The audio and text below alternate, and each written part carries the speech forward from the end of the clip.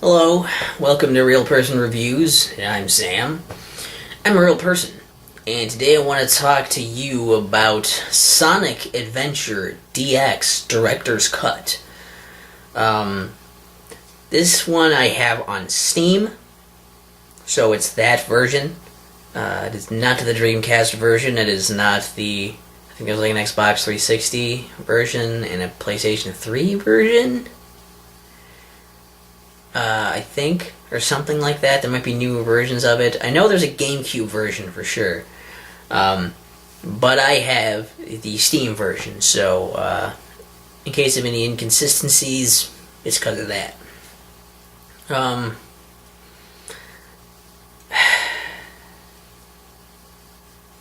don't know what all to say up front, except for I did not, I guess I didn't play through all of the Chow Raising or all of the mission mode, and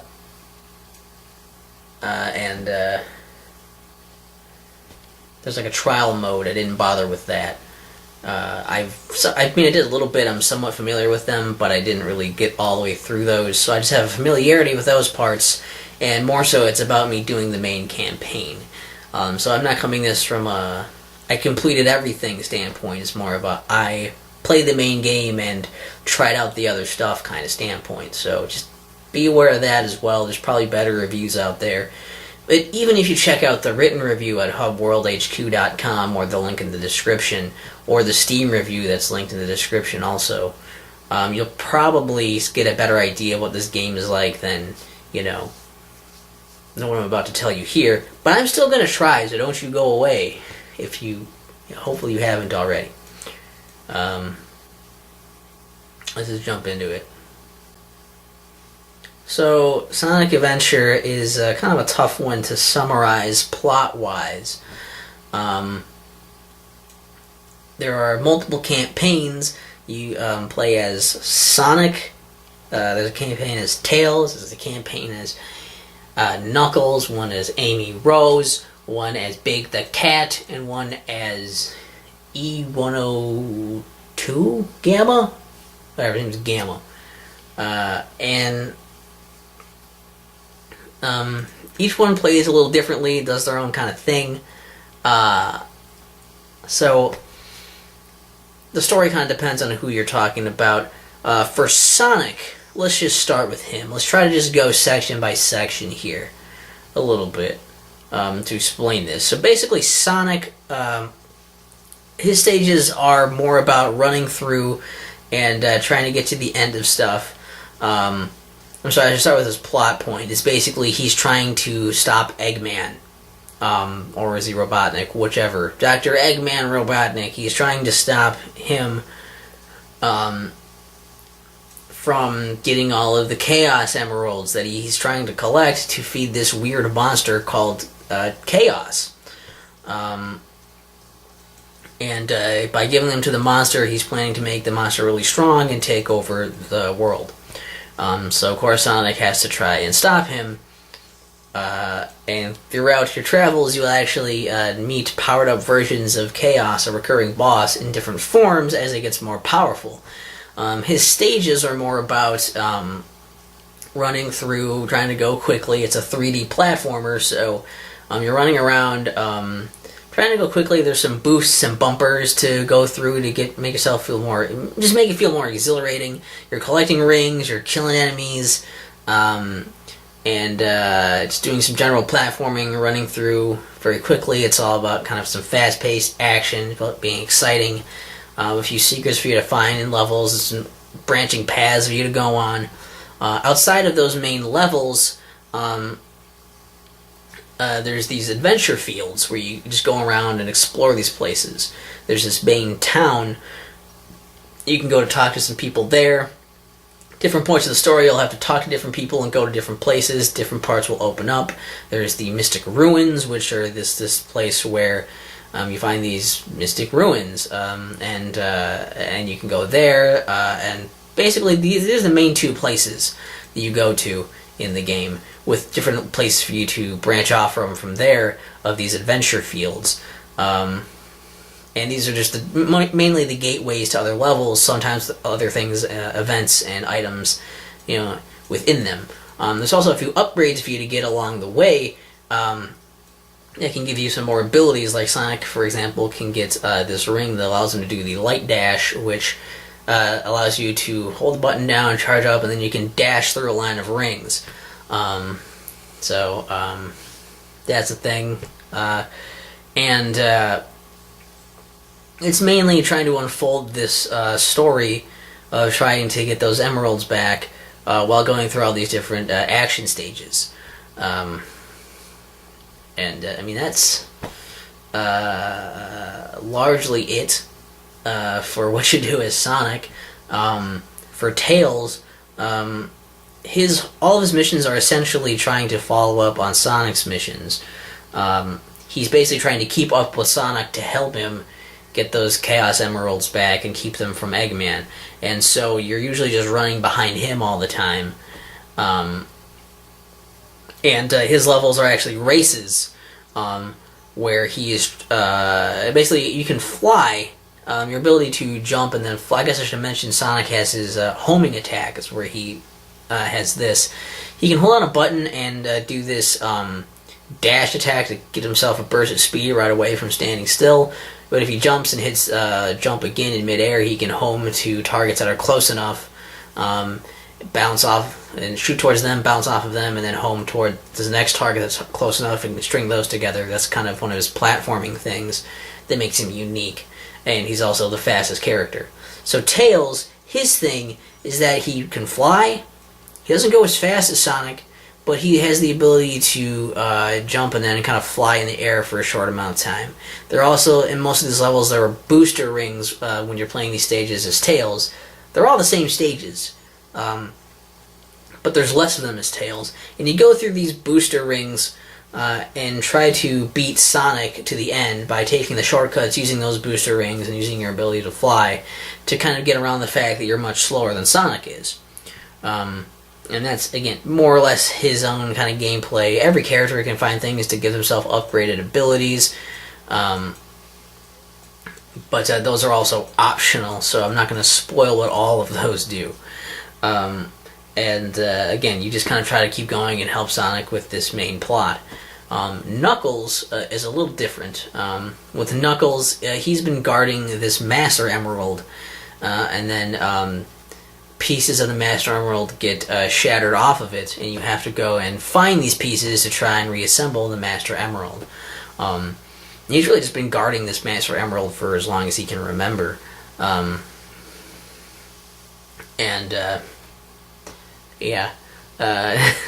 a sort of a backstory thing, I guess.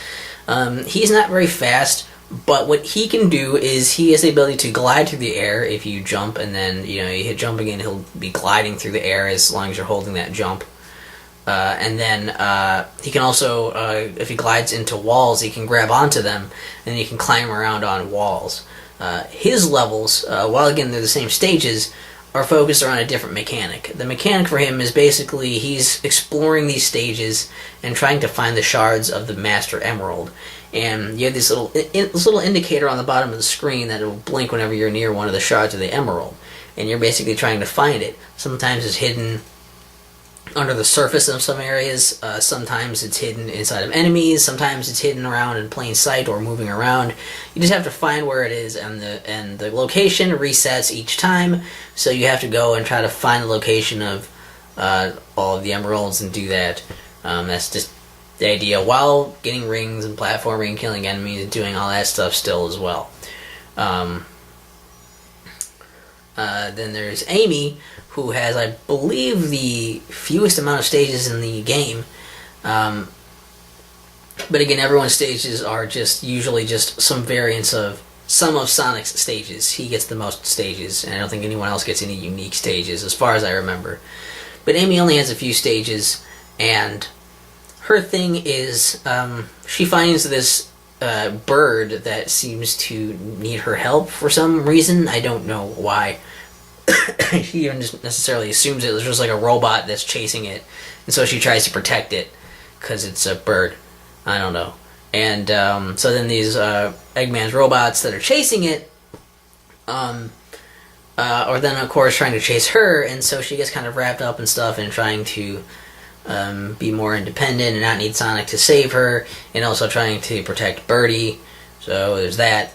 And she is rather slow, but she has a mallet to attack enemies, and she can use this mallet. If you're running, you can hit the attack button, and you actually will smash your mallet on the ground and do a really high jump. Most of her levels are centered around this idea of trying to run away from this robot, and so you can kind of attack it a little bit and keep it at bay and at points. And there are some points where it's not directly chasing you, but it's mainly about trying to get through these levels without being caught by the robot, is the idea. Big the Cat has maybe the largest departure of gameplay, where his frog companion all of a sudden grows this weird tail and starts running away from him. He doesn't understand why, so he's trying to go back and get his friend back. And to do so, he has to fish. You throw your lure into this body of water, and you can catch fish, and you get points for the fish, but to clear each stage, all you really need to do is to catch Froggy. And that requires to put the lure in front of him, wait for him to grab it, and then try to sink it into him, and then try to reel him in without him, getting away, or breaking the line. Again, that's pretty much all you do is Big. I mean, you do get coins, but you can't really attack anybody. Rings. So you can't really attack anybody. That's more just about straight up doing the fishing. And lastly, there's Gamma, who is a robot made by Eggman, and basically he's just trying to do Eggman's bidding. Whatever he tells him to do, he goes to do it. His stages are designed mainly around this concept of he doesn't move all that quickly. He doesn't have that much for platforming. He doesn't jump too high, but he does have a weapon that basically you hold down a button to have a laser come out, and then you just move around to have your laser automatically log on to targets. And then when you let go, it'll shoot out projectiles that'll hit all these targets. And if you rack up a big combo of hitting a bunch of targets, you can get a bunch of bonus time because you're on a timer that's ticking down. And so the whole time you're doing that, you're basically trying to get through these stages and keep destroying things as your timer is ticking away, and trying to kill things along the way to keep your timer from running out. That's essentially the main gameplay mechanic for him. And all of these characters have this weird story thing where they sort of they come across this weird glowy orb thing that talks to them, and at some point usually they're transported into this different point in time, to this weird ancient time, and it kind of tries to introduce the idea of the Chow, and I mean, it's kind of confusing. I don't fully understand what all of it's supposed to be anyways, but it's a weird plot point that everyone kind of converges on. And also, it seems like every character pretty much comes across every other character at some point. And near the very end of the game, once you beat everybody's campaigns, you unlock a final campaign where all the characters come together, and they somehow, through the power of friendship or some bullshit, charge the power of the now drained Chaos Emeralds. I don't know. And they use that so that Sonic can turn into Super Sonic. And this is where you have this final epic boss fight with the final form of Chaos. And then you beat that and you beat the game. That's pretty much all you do for the game, without getting into a bunch of really small nitpicky specifics. And for stuff that I like, I liked a lot of this stuff. Oh wait, before I get to that, I guess I should briefly mention these other modes that I touched on. There is mission mode is basically you go around and you have missions. Some of them you have to activate by finding mission cards. Some of them you just automatically have unlocked. Sometimes you need to be certain characters, depends on the mission. And basically you do the whatever the mission card says, get this many rings in this level, or find this balloon hidden in this area. A lot of different little more specific tasks for you to do. And it's just to kind of extend the gameplay and make you explore the worlds more, do more things and more specific challenges. Trial mode is where you basically have to do specific things, basically meet certain requirements for the action stages. So you replay these action stages, and sometimes it's just getting X amount of rings, sometimes it's beating the stage within a certain amount of time, and those are the most common. And then with Big, usually what you have to do is get a certain amount of points before completing it. So that's those two modes. And as far as chow raising, this is an optional thing you do on the side while doing your main campaign. As you go through levels, you can get these different little animals and stuff that will kind of release when you go into this chow garden. You just get these animals from defeating enemies who apparently were possessed animals or something weird. I don't fully understand it either. But there are these chow eggs, and then they'll hatch and become chow, which are these weird little creature things. And you can give the animals to them to change some of their stats, help influence their stats. You can pet them and carry them around, and the main thing you do with chow is race them and breed them. So racing them, you just kind of watch them race the other chow, and you try to cheer them on and whatnot. And winning races can get you emblems, which also you can get for getting certain ranks, for doing the trial mode, and for just finding hidden emblems throughout the game as well. They're just more of a completion thing than anything else. And then breeding chow, I'm not entirely sure how that works, but you breed them together somehow. I never got that far into it, and then it will create a new chow that has a combination of those stats in order to try and make the best chow possible. I think that's basically everything in this game at this point. And the stuff I liked were, I liked the Sonic stages. Those are really fun. In fact, most of the campaigns I thought were alright. I thought playing as Sonic was really fun. Tails was okay. Playing as Knuckles was pretty fun. I really appreciated playing as Knuckles in the sense that you got to really explore the stages that you were in, instead of trying to blast through them like with Sonic and Tails. Sonic kind of gives you the option to not necessarily blast through it if you don't want to, but he also is the best one for blasting through it if you do want to. He was just the most fun to control, and because he had the most stages, he was just kind of the most fun overall to play, and that makes sense for a Sonic game. Even Amy I thought was okay. I mean, obviously I'm a little biased because I am weirdly attracted to Amy, but her stuff played fine. It was an okay concept. She didn't have that many levels, I guess, but what was there was fine. It was fun enough. Big the Cat's thing was a nice change of pace, at least. You're like, fishing, it's like just kind of a different vibe. Whatever. And Gamma's had an interesting hook to it where it's like you have to keep moving, and it really made you be aggressive in the way you keep moving and really penalizing you for making mistakes. So every campaign had at least something to offer. The final boss fight's pretty cool, and that's actually pretty tough. And I did like the just like kind of being able to kind of go and explore places and check things out. That was neat. Mission mode was actually pretty fun. Stuff I did there. I don't like all the missions, but there are some pretty fun ones to just mess around with, and it lets you really enjoy the adventure fields a lot more doing those.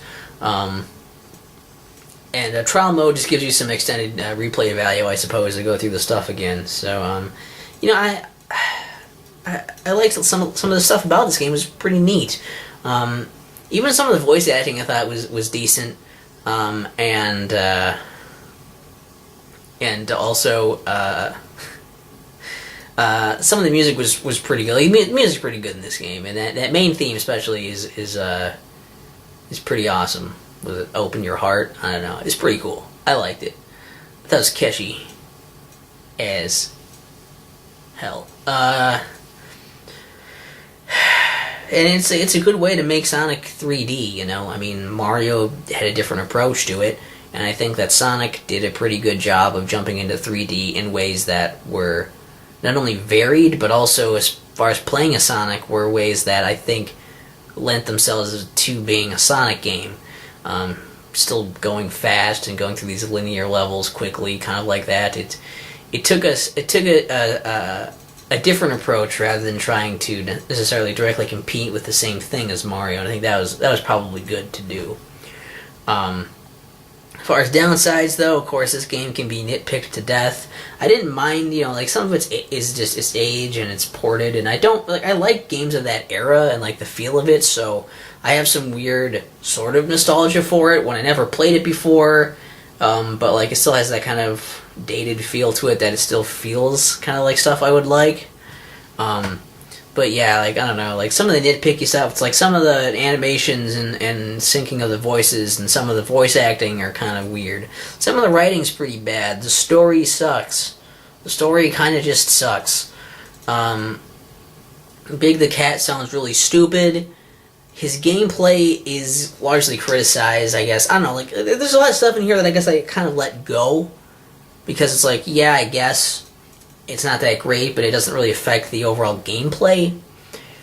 The few things are like, okay, Big the Cat, while he is different, and like I think it's neat that he's different, his is the least fitting gameplay for the game. I don't hate it, but it could use a bit more depth to it. It's very simplistic, and also, yeah, it's just mainly that it doesn't fit. Other than getting rings, you don't really have much that you're doing that's in common with any of the other gameplay. So it feels like it almost could have just been some other game or some unattached mini-game. Though I found Gamma's campaign to be the most dreadful, in the sense that you couldn't go as fast or jump as high or do this fun exploring or anything as any of the other characters. You don't even really have to do much to attack things. It's just running around holding the attack button for a little bit, then letting go, and then holding it again, then letting go as you just kind of stroll through stages. It was just so boring that they somehow took the idea of playing as a bad guy and playing as a robot and having a story that could have been a pretty interesting, like, redemption story. And they somehow made it suck because of the gameplay. And that's a shame. That is a shame. I think trial mode feels like a bit more fluff than it should. I think Amy could maybe have used a few more stages. Her stuff was pretty light. And I think that the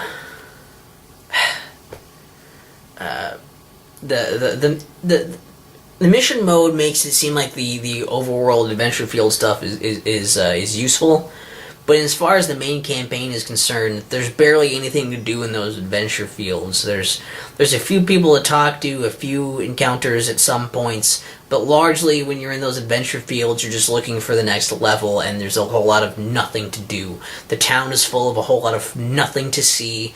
The Mystic Ruins are full of a whole lot of just textures spread across a vast nothingness, and so the whole adventure part of it doesn't really work that well. It doesn't feel like an adventure. It's more like play Sonic levels and then run around a few hubs. Chow